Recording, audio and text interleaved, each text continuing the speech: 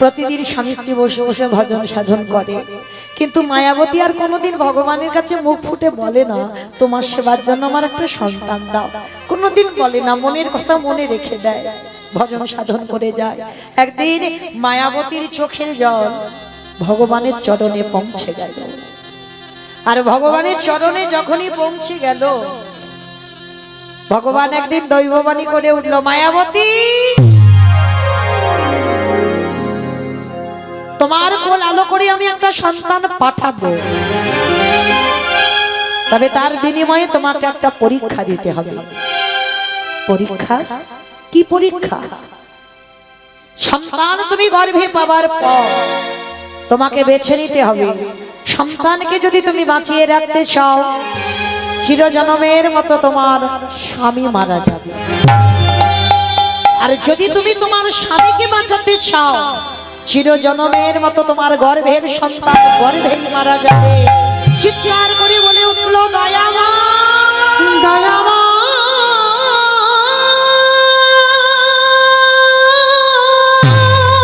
চুপ করো, চুপ করো, ও গো কৃপা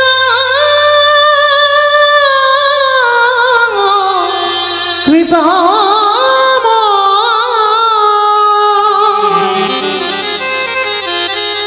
বলো না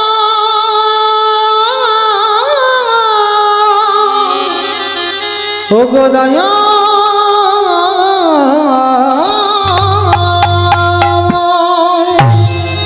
এটা তুমি কি করে বলতে পারলে? আমি তোমার সেবার জন্য সন্তান চেয়েছি, আমার সেবার জন্য নয়। আর তোমার সেবার জন্য সন্তান চেয়ে আমাকে বৈধ পূজালা পেতে হবে? দাঁড়াও মায়া, এটাই তোমার অদৃষ্টে লেখা আছে, কেউ খণ্ডন করতে পারবে না, এটাই হবে। যাই সাধনা করো না কেন তুমি, সন্তানকে বাঁচাতে গেলে স্বামী মারা যাবে, স্বামীকে বাঁচাতে গেলে সন্তান হারাতে হবে। বলো মায়া, তুমি কাকে চাও? যাকে চাইবে আমি তোমার কাছে তাকেই রেখে দেব। বলেন মায়ের, একটা নারী জীবনে কত বড় পরীক্ষা, এত বড় পরীক্ষার মুখে একটা নারীকে দাঁড়াতে হলো।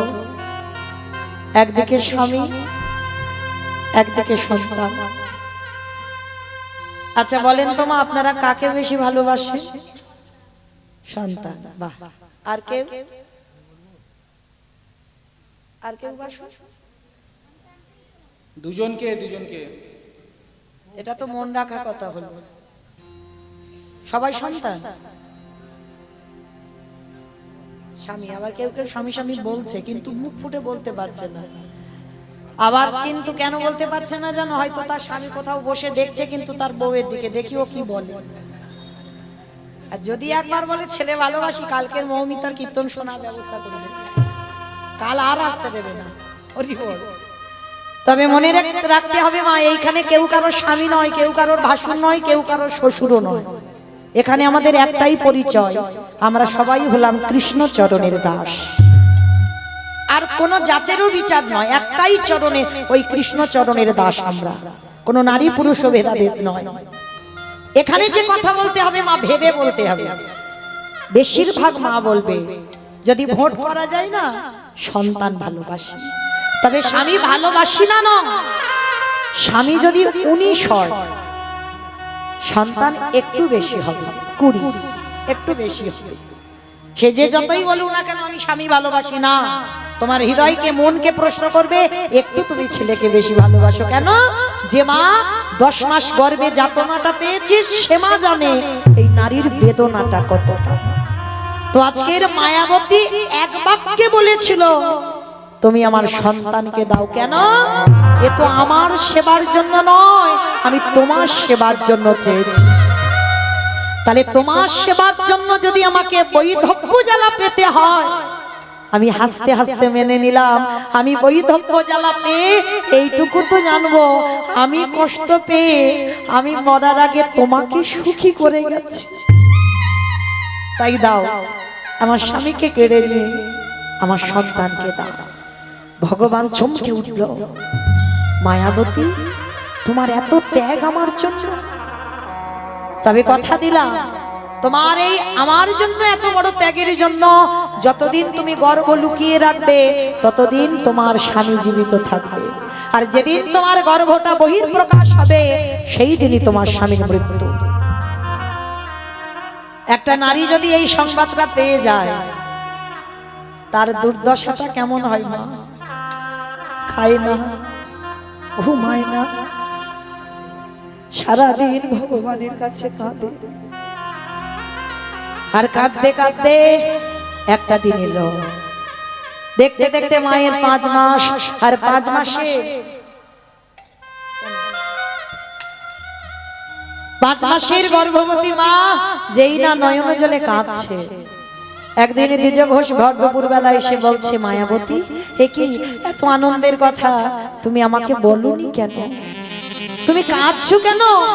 সেদিন মায়াবতী প্রকাশ করলো, স্বামী আমি কাঁদছি তার একটাই কারণ, যে সন্তান আমার গর্ভে আছে তুমি জেনে গেলে মানে আজই তোমার মৃত্যু হয়ে যাবে। সঙ্গে সঙ্গে অজানা জ্বর প্রবেশ করলো শরীরে, অসহ্য যন্ত্রণা বুকের দ্বিজ ঘষে ধুলায় ছটফট করছে, ছটফট করতে করতে বলে উঠলো, মায়াবতী আর বুঝি আমি বাঁচবো না মায়া, আর বাঁচবো না। পাগলের মতো ছটফট করতে করতে মায়াবতীর হাতটা মাথায় দিয়ে বলছে, কথা দাও আমার মৃত্যুর পর যে সন্তান তোমার গর্ভে আছে তাকে করে তুলবে তুমি কৃষ্ণ ভক্ত। কথা বলে দ্বিজ ঘোষে মৃত্যু হয়ে গেল। স্বামীর মরা মাথাটা নিয়ে বসে বসে কাঁদছে। লীলার পাশে ভাবুক বলে বলেন, কেউ যদি চলে যায় তাকে কি আরো ধরে রাখতে পারবে? যেতে তো সবাইকে হবে, 2 দিন আগে আর 2 দিন পরে। কি মাইরা যেতে তো হবে, স্বামীর মাথাটা নিয়ে কাঁদছে, আর লীলার পাশে বলে বলে চলে যাই যদি বাঁধন ছিঁড়ে কাঁদিস কেন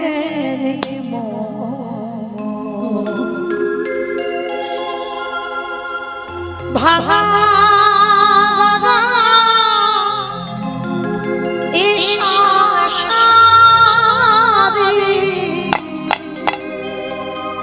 আছে সর্ব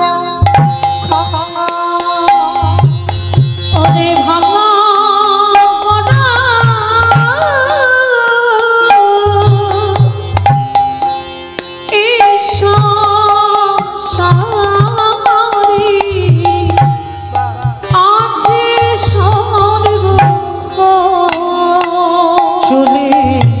যাই যদি স্বামীর মরা মাথাটা নিয়ে কাঁদছে, বাঁধন ছিঁড়ে কাঁদিস কেন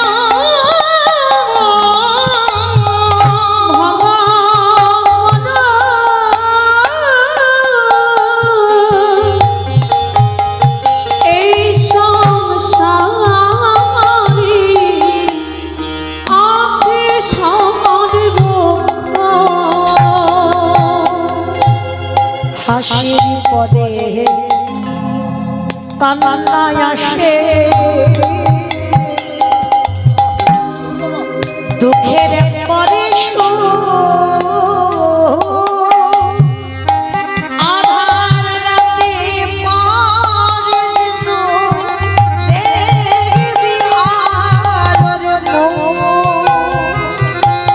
হাসির পরে কান্না আসে,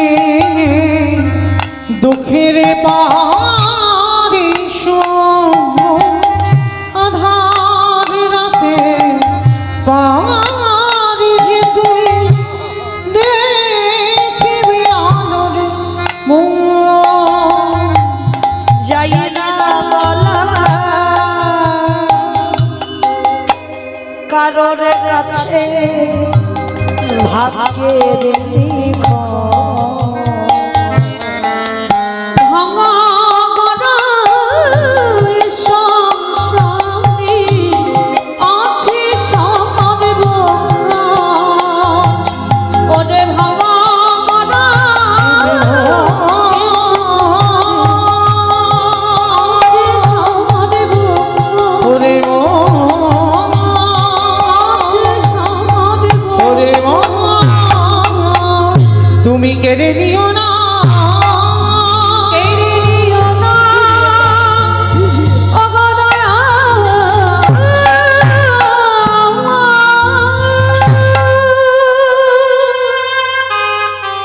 কাঁধে বলি মা একটু সাবধানে থাকবে। কেন বললাম? যারা লক্ষ্মী, কালী, দুর্গা, সরস্বতী, মনসা ভক্ত তাদের ঠিক আছে, কিন্তু যারা কৃষ্ণ ভক্ত একটু সাবধানে থেকো। যে করে আমার আশ তারে করি না সর্বনাশ, কিন্তু নয়। ভগবান ভক্তের জীবনেও সর্বনাশ করে না। আমাদের মতো অনেক অনেক কীর্তনিয়ারা আমরা বলছি সর্বনাশ না, ভগবান বাবা জীবনে ভক্তের সর্বনাশ চায়। একটু আগেই তো বললাম, ভক্ত তার প্রাণ, ভক্ত তার জীবন, ভক্ত তার সব। তাহলে কি করে ভক্তি সর্বনাশ করবে? আমরা বলি ভুল, শুনি ভুল। যে করে আমার আশ তারে করি সর্বনাশ। ভগবান সব নাশ করে। কি নাশের কথা বলল? আত্মীয় পরিজন, বন্ধু বান্ধব, তুমি যারে বেশি ভালোবাসো,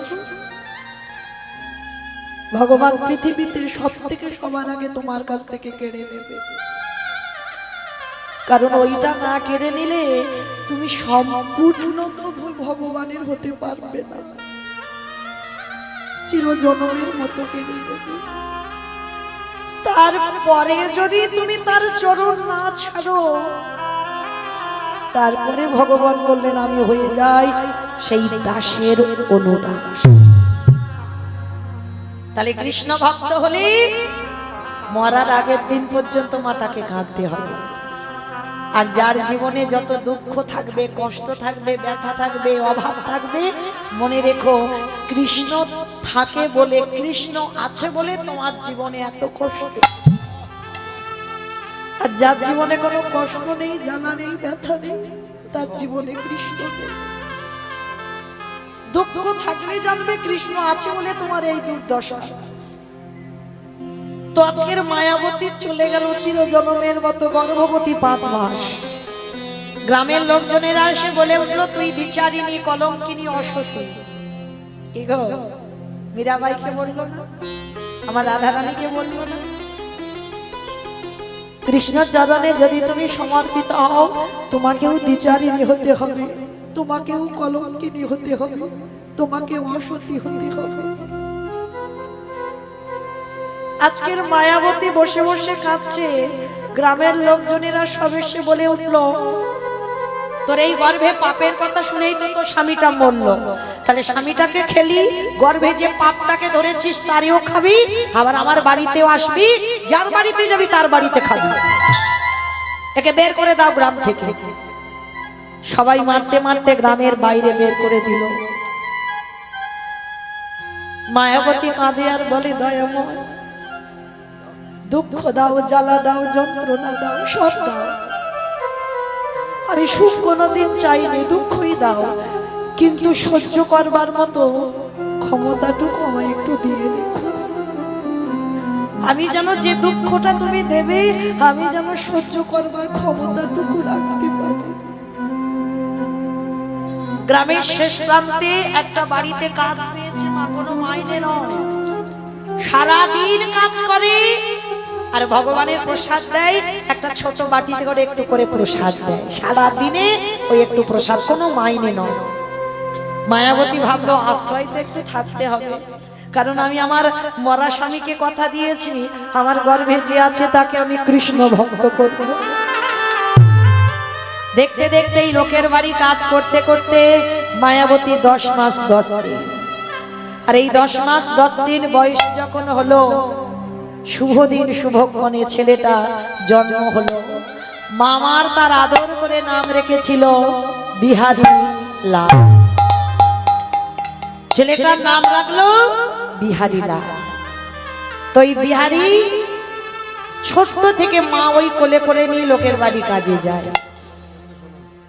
তো আজকে ছেলেটাকে একটু বড় হয়েছে, মা রেখে কাজে যায়, আর মা যা আনে ছেলে যখন বড় হয় মা ওই ছোট একটু বাটিতে মা ছেলে দুজনে ভাগাভাগি করে খায়। ছেলে যত বড় হয় তার তো খিদে বাড়ে, মা কত রাত খায় না, ছেলেকে বলে বাবা আজ আমার খিদে নেই, তুই খেয়ে নে। মা তুমি খাবে না? না বাবা, আজকে আমার শরীরটা ভালো নেই। মা তো ওই জন্য বলে যাই গো, যার মা চলে যায় তার সব চলে যায়।